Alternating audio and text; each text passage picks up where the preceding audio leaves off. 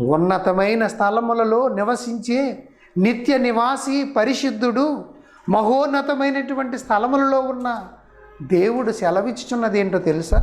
భూమి మీద ఉన్న మనుషులారా, ఇంత గొప్ప దేవుడు చెబుతున్న మాట ఏంటంటే, వినయము గల వారి ప్రాణాలను, నలిగిన వారి ప్రాణాలను ఆయన ఉజ్జీవింప చేయాలని ఎదురు చూస్తున్నాడు. ఎదురు చూసి వినయము గలవారి యొద్దను, దీన మనస్సు గలవారి యొద్దను నివసించుచున్నాను అంటున్నాడు. వినయము, దీన మనస్సు, మనుషులలో ఇది ఉండాలని దేవుడు కోరుకుంటున్నాడు. అటువంటి వారితో కలిసి ఆయన ఉండాలని ఆశిస్తున్నాడు.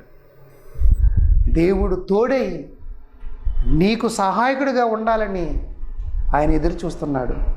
ఆ దేవుని తోడు